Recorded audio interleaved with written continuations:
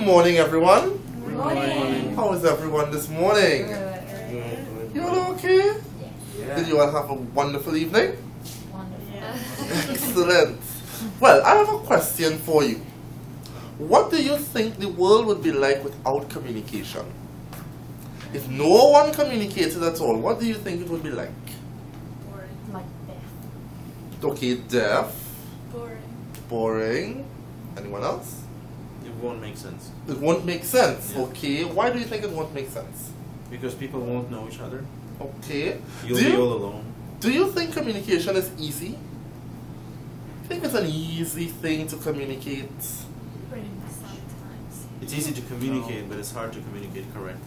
It's easy to communicate, Yeah. but it's hard to communicate correctly. Effective. So you're saying there's a correct way and a wrong way to communicate. Exactly. Interesting. There's okay. effective and non-effective ways. But Interesting. Well, that's basically what we're going to be looking at today. My name is Michael, and I will be your trainer for this morning.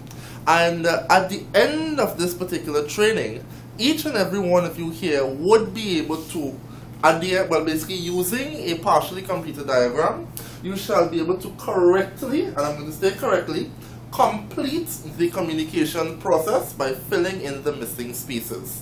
Okay? Now, in order to do that, you need to understand what the communication process is.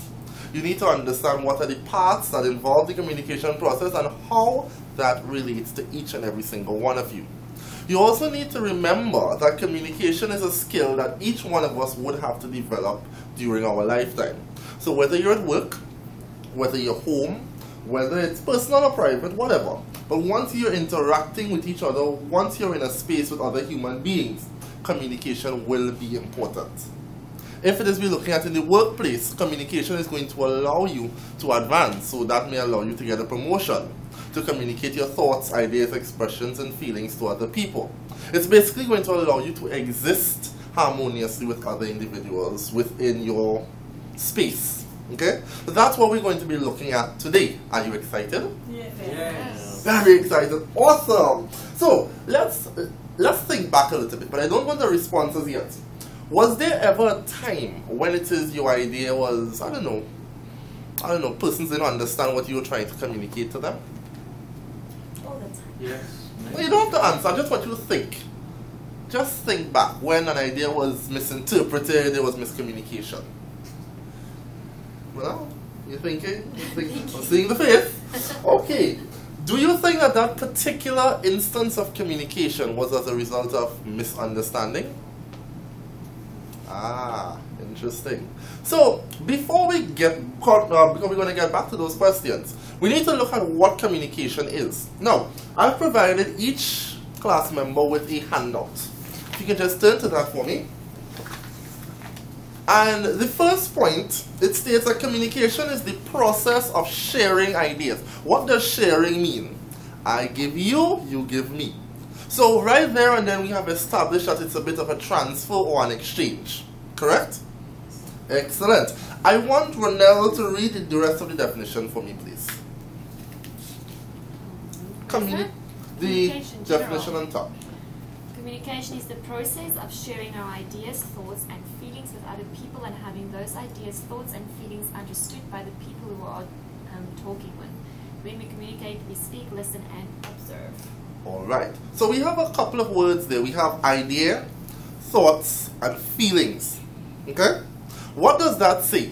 The communication process essentially would start with an idea. So, let's take for instance this training. I have an idea to communicate something to you. The idea being the communication process.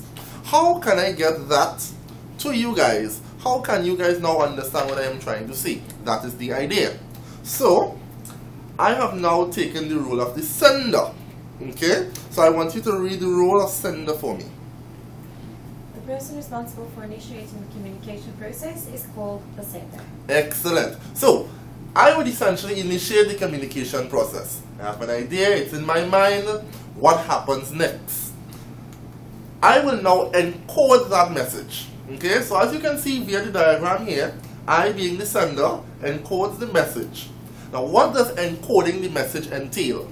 Encoding of the message basically entails me packaging the message. So how then can I package the message for you to understand? But in order for us to properly encode the message, we need to bear in mind two things. One, the attitude of the communicator. And two, we need to basically look at communications, or rather, taking into consideration all the necessary factors and choosing the right medium to communicate that message. So what then can affect the encoding? If, say, I have a bad experience in the past, or rather my experiences, my perceptions, how I was raised, so the culture that I come from would now affect how I would probably deliver a message to you. If it is, for instance, I come from an area or a location that is, everybody is very loud and aggressive, I would come to class and I would also be loud and aggressive. For me, that's okay, but that's how I was brought up. Now, that may now affect how you would receive the message, because you may not be used to that sort of behavior. Correct? Mm-hmm. Wonderful. So, bearing in mind attitude and bearing in mind the correct medium. Looking at the correct medium being how then can I properly communicate this message to you. That's essentially the medium. I could have chosen many different ways to communicate this message. I could have done it via a video. I could have done it via PowerPoint as I'm doing now. I could have sat down individually with each one of you and spoken to you and explained everything in this handout or for this presentation. But because I know that everyone here has a different learning style, I decided to use a little bit of everything. So we have the handouts, we have the PowerPoint, we have a lecturing format, we have questions happening as well. Basically to enhance learning. Okay? So my method for encoding the message, or rather my medium, would be the PowerPoint presentation and the handouts. Okay? Now, when I have encoded the message, what do you think happens next? We have the receiver. Da, da, da, da. The receiver. A very, very important role is played by the receiver. I want Mariama to read for me the section on receiver from your handouts. The receiver is simply the person receiving the message, making sense of it, or understanding and translating it into meaning. Communication is only successful when the reaction of the receiver is that which the communicator intended. Effective communication takes place with shared meaning and understanding. Awesome. Just read this section on decoding for me as well, because they go hand in hand. Decoding the message is the unpacking of the message. This act is performed by the receiver, who has the role of understanding or attaching meaning to the message. Excellent. So you see, the receiver plays a very, very pivotal part in the communication process. Why? Because he or she is in charge of putting meaning to that message which the sender has communicated. Now, what then do you think will affect how the receiver receives the message? Can anyone tell me? I will give you a hint. It's very similar to what affects how the sender encodes the message. Barriers. Sorry? Barriers. Barriers. Barriers. Okay, barriers like what? Maybe he speaks a different language and he doesn't understand English well. Okay, so we have language. Okay, what else? Noise. Noise. Okay, that's something else. We're coming to that in a bit. But what then do you think will affect how he or she receives the message? If I am in a bad mood, do you think that I can basically receive or accept anything you're saying positively? I want to eat. You're talking too long. Blah, blah, blah, blah, blah. I want to eat. Finish this lecture quickly. So that's now going to affect how I will understand or make meaning of what you're trying to say.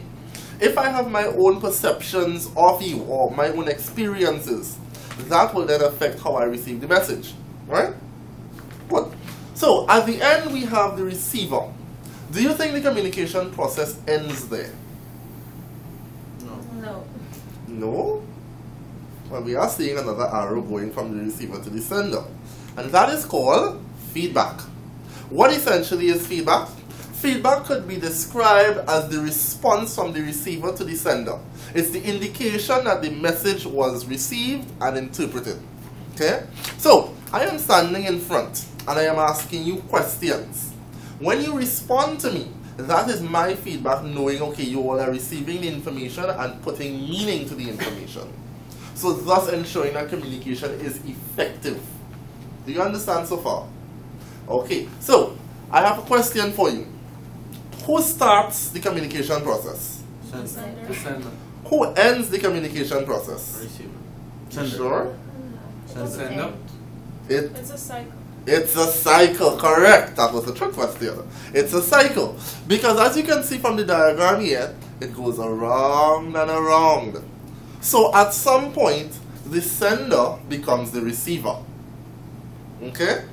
The sender becomes the receiver when it is the receiver becomes the sender. So when feedback is given, the receiver now plays the role of the sender, and the sender plays the role of the receiver. Excellent.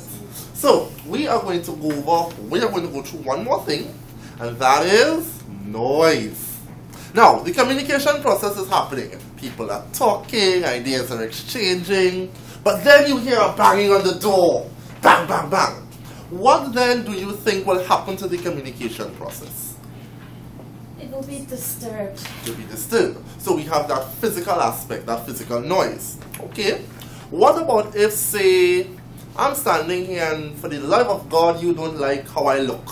So you're watching me and thinking, I don't like him. Why is he talking? Rah, rah, rah.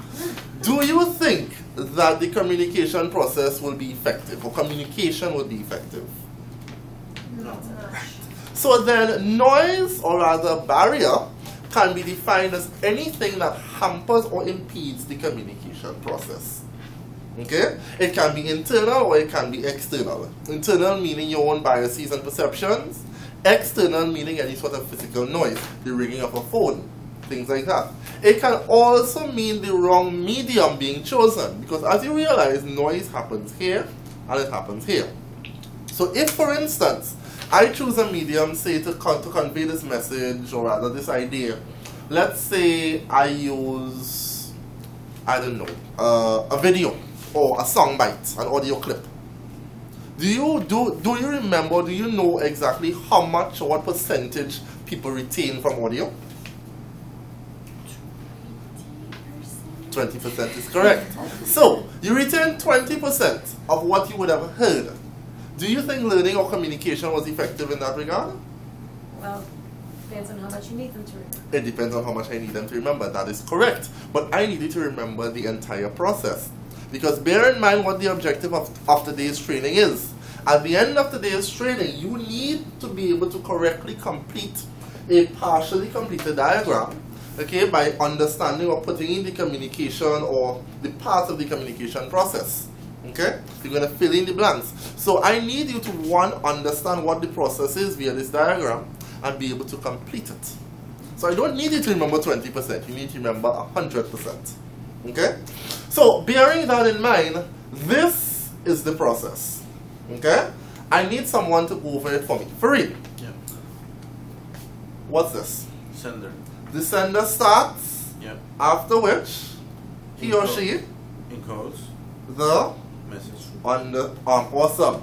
After the message is encoded, it's sent to the It's decoded and sent to the receiver. awesome. Now, at what point does the receiver become the sender? When it's the cycle. When he sends the feedback. When he He sends sends the the feedback. feedback. Yeah. But let's just say the receiver, let's just say, I don't know, somebody is speaking really loudly. What do you think that is? That's noise. That's noise. Do you think that can positively impact the communication process? No. Okay, very well. So, I would like now for one lucky person to do an exercise. Who is that? Oh, thank you, Sanel. Okay, so what I need you to do is to complete this for me. Okay? Just Yes. Okay. What do you think goes here? The sender. What else goes here? He encodes the message, which gets decoded by the receiver, who provides feedback. Excellent. Wonderful. Let's give her a round of applause, guys. Very, very, very good. Okay? So, we have covered a couple of things. We have covered what is communication. So now you understand that communication is a process. You understand that it involves an exchange of ideas. We have also covered the aspects of the communication process. What then does it entail? Who does it entail? It entails the message, which is the idea being communicated. It entails the sender, the person who initiates the communication process. The person basically that is responsible for encoding or packaging of the message. It entails the receiver, the person who is responsible for receiving the message, or, what's the word? Send. No, what's the word? The person responsible for receiving or decoding the message, putting meaning to the message. Very good. Also, the medium being the channel, or basically how is the message packaged. So in this instance, it's packaged via a PowerPoint. It's packaged via handouts as well. It involves also noise, barriers to the communication process. What then impedes the communication process? And lastly, you were able to represent the communication process via the diagram. Okay? Now, does anyone have any questions for me? Are there any questions you would like to ask? No questions? Okay. So at the end of it, can you safely say that you are now a better communicator? Yes. Yes, no, maybe? I understand the process better. Ah, you understand the process better. So this is your homework. I want each and every one of you, when you leave here, to go and now assess how you communicate. Take time out to see if you listen, if it is you choose the right mediums, if it is you offer proper feedback as well, and see if it is in instances whereby you would have been misunderstood. If it was a result of, say, you not communicating the message properly via the proper encoding of the message, or if it was an error on the person's side in terms of how he or she would have received the message. I want each and every one of you now to go and see how you can now better engage in communication. How can we now be effective communicators? Are you going to do that for me? Yes. Alright. So on that note, I would like to thank you for being so attentive. Thank you for looking through the handouts. You have the handouts there for your review as well when you go home. You can take a look at them again. And thank you for being such a great class. Have a great day.